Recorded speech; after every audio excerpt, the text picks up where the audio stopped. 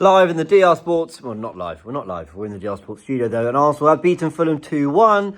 Why do I have so much energy? I shouldn't really, because Gabriel went off injured, and that could be a bit of a problem. So why don't we start with the positives, which is that Bukayo Saka came back, Bukayo Saka scored, Bukayo Saka looked bright, and Arsenal looked good in that second half. I think the first half had a lot of issues still.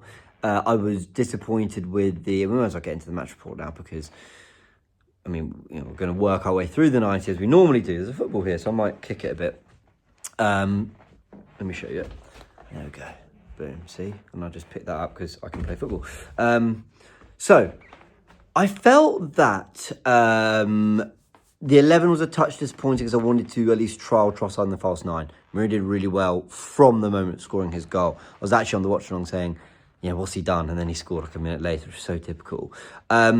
I felt that Waneri getting the start on the right was in preparation for Saka coming into the 11, starting on the right himself, because Martinelli will hold that place on the left. Martinelli was very good today. I was really happy with him.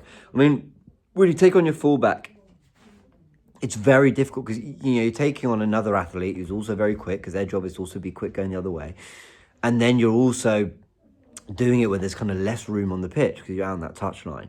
So you're going to get things wrong. I thought Martinelli got a lot right, and that was really, really good to see. I'm jumping around, but all of that was kind of difficult to enjoy at first because Gabriel went off injured. And the build-up to this, Ben White was declared not fit for the game.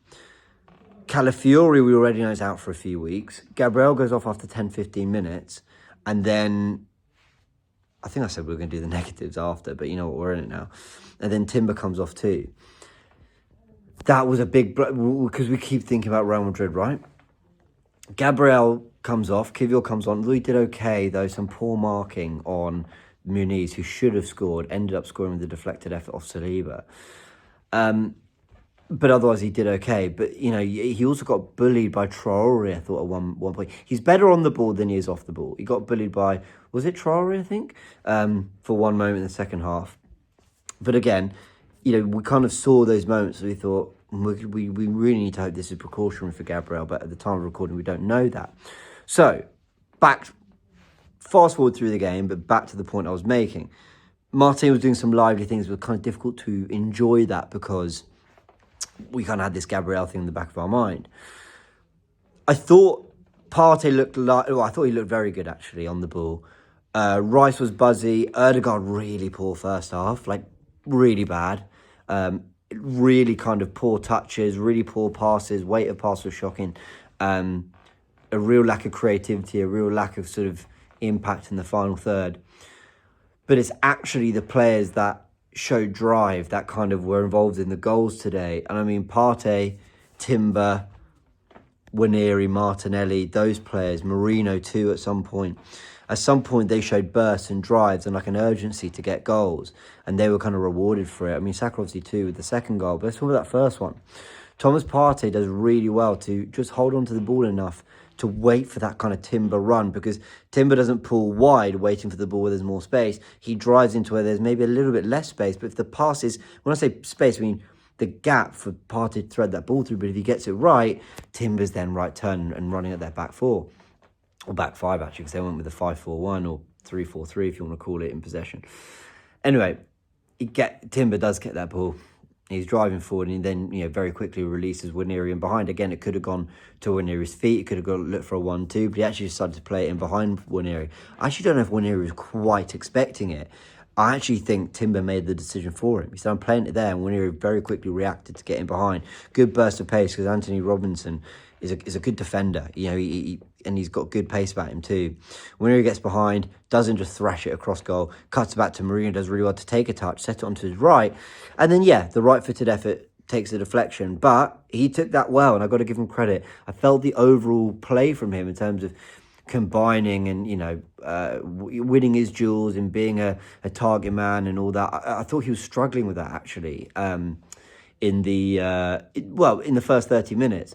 But once he got the goal, I thought he looked really good and came live in the second half. His hold-up play and general kind of contribution to the overall play was superb, and you saw that with the second goal too. So, a first half of really mixed emotions. Gabriel's gone off injured and you're really hoping it's nothing serious, and that's really disappointing. At one point, Timber looked like he had a problem with his knee too, but we scored a good goal and actually Arsenal had kept Fulham at bay. Now, second half was more open from Arsenal, but on reflection, it's actually more open for Fulham too. I mentioned that shot that's saved by David Raya, where Kivior gets done, I think, by Traore. Muniz misses the kind of header at the back post. That had to be a goal. And obviously Muniz scored from the deflection off Saliba that sort of trickles into the back of the net. Those are some of the negatives, but I thought Arsenal's football in the second half was so much better. I thought the combinations were better.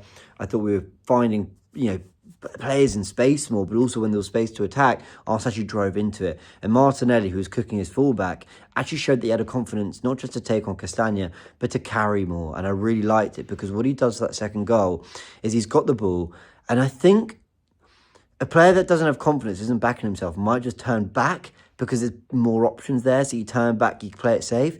But he actually took a heavy enough touch, so it wasn't heavy enough for the opposition defender to come in, but it was heavy enough to just burst him away from the two Fulham players. Once he did that, he rolls it, wide to Merino, who's made a really good kind of run off the ball, realised that the space out wide on the left is the space to, exploit. And he gets he crosses into the box. Marte with a sensational touch. It absolutely means it, by the way.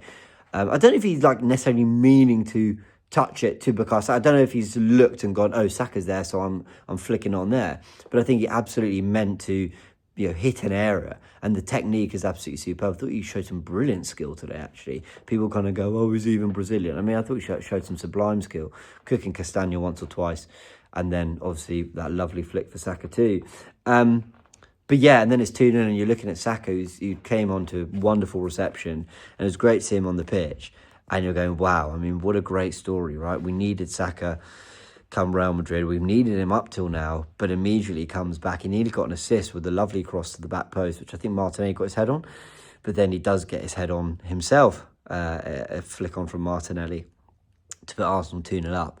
And that for me sealed the points. I was pretty comfortable. Even when Fulham equalised, I was a bit nervous. I was like, oh no, we can't be throwing this away from this position. But really, Arsenal were, it's a difficult one, because like I said, Fulham it was a bit more open, had sort of better chances in that second half than the first half.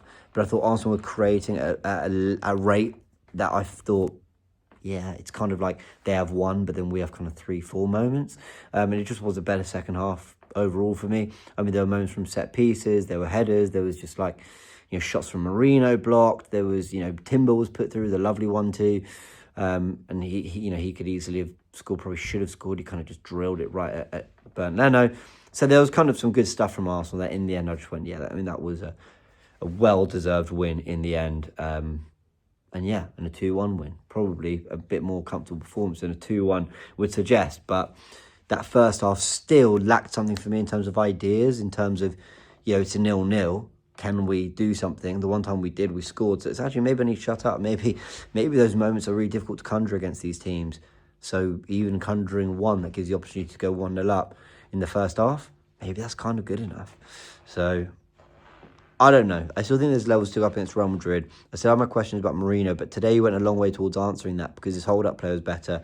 And actually, there's only so long you can keep criticising someone who gets one chance and scores one goal. It's pretty much what happened. He even did well to kind of get a good striker goal, but it was blocked with 12 players in front of him. So he's proving to have a real eye for goal, a real ability to smell where the ball's going to go, get a good effort at goal, and prove a threat even through sheer movement and understanding where the ball's going to be. I still think to hurt Real Madrid, you need a little bit more in build-up. The second half, we were getting that, so fair play to him. Yeah, well done to Martinelli, Partey, Timber, Merino. Great to see Saka back. I thought he did well as well. So yeah, plenty of positives in what is an evening that had concerns about the performance at times, but also the Gabriel injury. Until we know the extent of that, it's just really hard to tell how serious that is, and how much we sort of need to worry about it, and how much it's kind of a dampener on the night. But anyway, let me know your thoughts in the comment section below, people. Catch you in a bit.